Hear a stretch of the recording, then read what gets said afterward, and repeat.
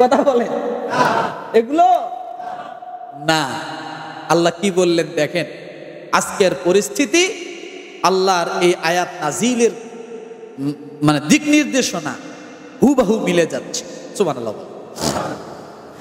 আল্লাহ পাক রব্বুল আলামিন বলেন, ওয়া আ'ইদ্দু লাহুম মাস্তাতা'তুম মিন কুওয়াতিন ওয়া মির রিবাতিল খাইলি তুরহিবুনা বিহি আদুওয়াল্লাহি ওয়া আদুওয়াকুম ওয়া আখারিনা মিন দুনিহিম লা তা'লামুনাহুম আল্লাহু يعلمهم وما تنفقوا من شيء يوفى في سبيل الله يوفى إليكم وأنتم لا تظلمون।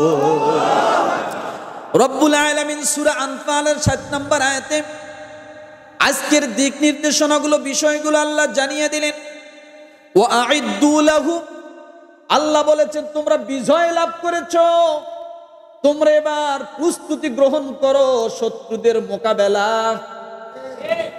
কি বলছে দেখেন, বলার কথা যে তোমরা যুদ্ধের জন্য প্রস্তুতি গ্রহণ করো যদি তোমরা বিজয় চাও, তাই না? কিন্তু আল্লাহ এই আয়াতে কি বললেন? তোমরা বিজয় লাভ করেছো। জি আল্লাহ, আমরা বিজয় লাভ করেছি। এবং আল্লাহ তারপরে বললেন তাহলে তোমরা এবার শত্রুদের মোকাবেলা করার জন্য প্রস্তুত হয়ে যাও। বিজয়ের পর আবার শত্রুদের মোকাবেলা করার জন্য প্রস্তুত হতে আল্লাহ বললেন কেন? বিজয় তো হয়েছে, তাহলে শত্রু কারা? আল্লাহ পাক রব্বুল আলামিন বলেন, যাদের উপর তোমরা বিজয় হয়েছো, বিজয়ের আগে তাদের শক্তি যতটা দুর্বল ছিল, তোমরা এখন বিজয় হয়েছো, তাদের শক্তি আরো শক্তি সঞ্চারিত হয়েছে। তাদের কৌশল এখন আরো বিভিন্ন প্রকার হবে। তাদের কৌশল ছিল এক প্রকার, কয়েকটা প্রকার, নেট বন্ধ করে দেওয়া। তাদের কৌশলগুলো ছিল পুলিশ দিয়ে, আর্মি দিয়ে, র্যাব দিয়ে গুলি করে মানুষকে মেরে ফেলা। কিন্তু যখন তোমরা এগুলোকে প্রতিহত করার পরেও টান টান হয়ে মর্দে মুজাহিদ হয়ে দাঁড়িয়েছো, আর তারা যখন হটেছে, পালিয়েছে, এখন তোমরা প্রস্তুত হয়ে যাও। মনে করো না বিজয় লাভ করেছো। শুধু বিজয় না, এই বিজয়ের পরে আরো কঠিন চক্রান্ত তোমাদের উপর আসবে। এই বিজয়ের উপর পরে কি হবে? এখন শুধু রাইফেল দিয়ে নয়, এখন তোমাদেরকে বিভিন্ন ভাবে ঘায়েল করবে। আগে তোমাদেরকে ঘায়েল করেছে শুধু রাইফেল দিয়ে, নেট বন্ধ করে, তাই না? আর এখন তোমরা এমন ভাবে প্রস্তুতি নাও, চতুর্দিক থেকে তোমাদের উপর ঘায়েল করার জন্য বিভিন্ন ভাবে চেষ্টা করা হবে। তাই আমরা দেখতেছি এক এক সময় এক এক দাবি, এক এক সময় এক একটা চক্রান্ত, একের পর এক চক্রান্ত যখন শুরু হতে যাচ্ছে। 4টি মাস ধরে চক্রান্ত চলছে। 4 মাসের একটা দিনও বাকি নাই চক্রান্ত বাংলাদেশে আমাদের জন্য। চক্রান্ত করা যখন বাংলার ভূমিতে যখন করতে করতে যখন আর খাওয়া পায় না, এবার ওই যে শ্বশুর বাড়ি আছে, শ্বশুর বাড়ির থেকে এবার চাপ শুরু হয়ে গেছে। কথা ঠিক কিনা? ও আ'ইদ্দু লাহু, আল্লাহ বলেন তোমরা প্রস্তুত গ্রহণ করো। বিজয় লাভ করেছো তোমরা রাইফেলের তলে, যুদ্ধ হয়েছে রাইফেল আর ইটপাটকেল দিয়ে। এখন আর রাইফেল আর ইটপাটকেল নয়, এখন তোমাদেরকে মেধা দিয়ে যুদ্ধ করবে, তোমাদেরকে বিভিন্ন ষড়যন্ত্র করবে, তোমাদের পিএস বন্ধ করবে, তোমাদের আলু বন্ধ করবে, তোমাদের পণ্য সামগ্রী তারা বন্ধ করবে। বিভিন্ন ভাবে তারা দাবি দাওয়া নিয়ে সামনে আসবে। মানুষকে, একজনকে খুন করে তার দ্বন্দ্ব লাগাই দিবে, তারা হিন্দুদের মাঝে ঢুকে তারা দ্বন্দ্ব লাগাই দিবে, তারা একসময় রিক্সাওয়ালা হয়ে আসবে, একসময় আনসার ব্যাটালিয়ন হয়ে আসবে, এক সময় তারা বিভিন্নভাবে এইভাবে চলতেই থাকবে। কথা ঠিক কিনা? আগে কি আনসার ভিতর দিয়ে ঢুকে আসছিল? আনসার কার পক্ষে ছিল? তাদের পক্ষে, তাই না? রিক্সাওয়ালা কার পক্ষে ছিল? এদের পক্ষে। এখন রিক্সাওয়ালার ভিতরে ঢুকে গেছে, তাহলে চক্রান্ত একটা আছে না অনেকমুখী হইয়া? অনেকমুখী হয়ে না? তাহলে আগের যুদ্ধ আর বর্তমানকার যুদ্ধ কোনটা কঠিন? কোনটা কঠিন? বর্তমানেরটা বেশি কঠিন। এই কথা জানে কে? বলছে কে? কোন আয়াতে? কোন সূরায়? কত নম্বর আয়াত? আমার বানানো? কোরআন শরীফ খুলে দেখো। আমার ভাইরা, রব্বুল আলামিন বলেন ওয়াইদু লাহুম, তোমরা প্রস্তুতি গ্রহণ করো সকল ষড়যন্ত্রের মোকাবেলা করার জন্য। প্রস্তুতি গ্রহণ করো। তোমরা এখনো বিজয় লাভ করনি, সবে মাত্র বিজয় লাভ করেছো, কিন্তু তারা বসে থাকবে না। যাদের উপর তোমরা বিজয়ী হয়েছো তারা কখনোই বসে থাকবে না, তারা সব সময় তোমাদেরকে ক্ষতি করার জন্য চেষ্টা করবে।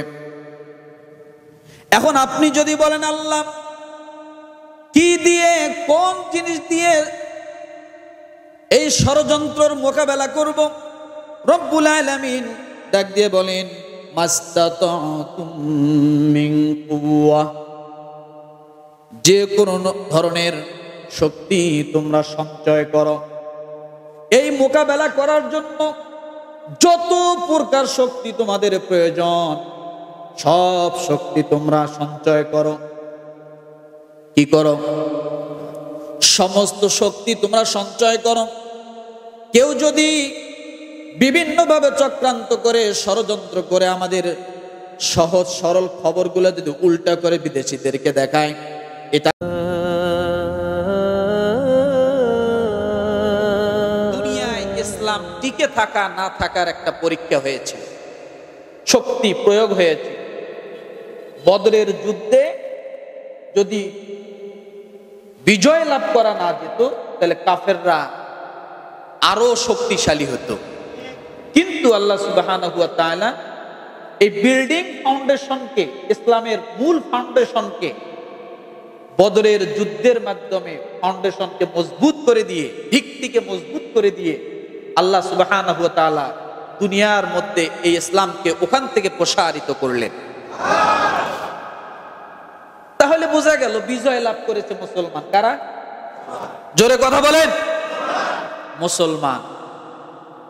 স্বাভাবিক বিষয়, বিজয় লাভ করলে যে কোনো জাতি যে কোনো বিষয় বিজয় লাভ যদি করে, বিজয়ের পরে কান্দে না হাসে? না, দুইটাই আছে। কয়টা আছে? কান্নাও আছে, হাসিও আছে, আছে না? একটা ছেলে এসএসসি পরীক্ষা দিয়েছে, ও মনে করছে যে আমি পাস করব না। ওর মনের ভিতর 3টা মাস, রেজাল্ট আসার আগে 3টা মাস ও একটা ভয় বুকের ভিতরে চাপা নিয়ে ঘুরে বেড়াচ্ছে। খায় না ঠিক মতো, ঘুমায় না ঠিক মতো, ভিতরে একটা পেরেশানি।